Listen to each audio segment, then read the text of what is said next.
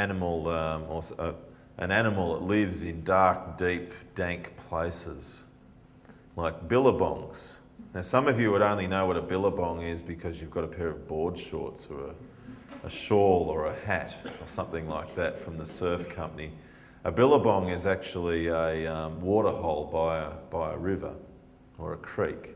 When the river floods, it leaves all of these behind all of these water holes, and they're dark, dank sort of places filled with debris and crayfish and yabbies, all that sort of thing. So that's what a plough does. It ploughs underground where it's dark and dank, and hopefully dank because we're increasing the amount of water penetration and holding. The slipper is because it's got a point on the shank, and that point is like your slip-on shoe, right? And the imp is for implement, and the Shakaerator, it's like Brad Lancaster's abundance. You know, it's a Shakaerator. A Shakaerator is a device that is basically, you can just see it. We might magnify it in there because I know you're awfully interested in farm equipment. I can see that you're riveted. See that little yellow thing in the centre there? That's used to be a recycled truck flywheel, right? Big heavy thing that keeps your crankshaft balanced, you know, keeps it, got a lot of centrifugal force when you've got a big heavy bit of metal spinning. Well, Yeoman's, must have woke up one night with a bit of an idea, and he counterweighted that flywheel so that when it was powered by the power takeoff of the tractor, it spins and it's putting a vibration through the plough, so it reduces the amount of horsepower that's required. It's like if you can imagine using a jackhammer, because I know you've all had a go of one of them. You use that and it's just a stick until you turn the motor on and it goes and it starts digging. It's the same thing here with this machine when you've got the Shakaerator. So it increases the amount of shattering, as we call it, of the subsoil, and cause a little mini explosion underground. Very good thing. Now, Yeoman's son, youngest son, Ken Yeomans, in 1994 wrote this book called Water for Every Farm, which sort of got all of the old books and put them together.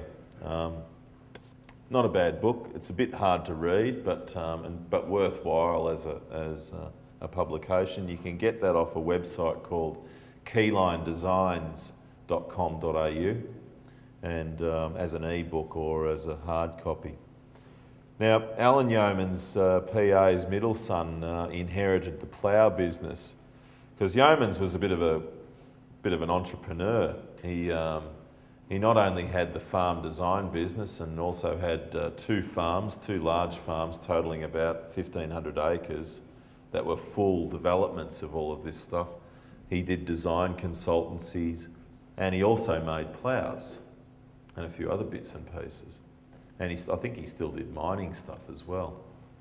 And he developed this plough, and then Alan, his middle son, who is a mechanical engineer, came into the fold after spending some time as a mechanical designer and builder and all sorts of other things, and as an inventor. He invented something that you've all used. It's called a banana lounge. Does anyone here know what a banana lounge is? A banana lounge is one of those things, those terrible aluminium frame chairs that they fold up and they go click, click, click, click, click, click, click, click, click, click. And they always break, you know. Yeah, he invented that. When you ask him what his important claim to fame is, it's, I invented the banana lounge. Yeah.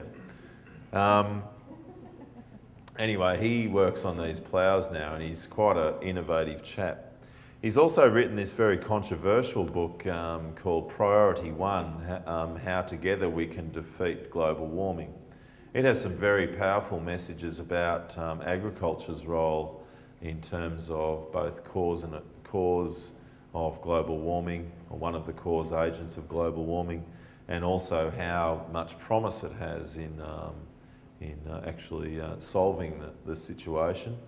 But it's also got some stuff about recommending nuclear energy and about that it seems quite valid to remove rainforests because they're going to go anyway, and have massive biofuel plantations, etc.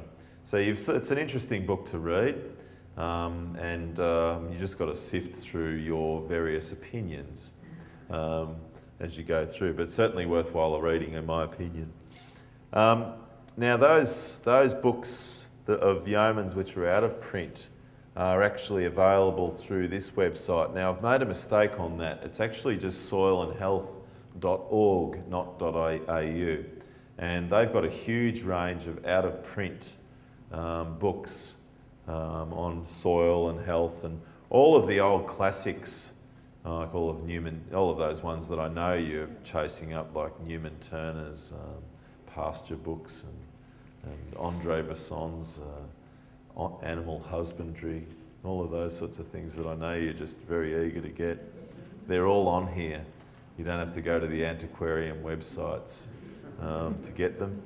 Very, very good site. You've got lots of stuff on health as well, you know, a lot of those old out of print texts.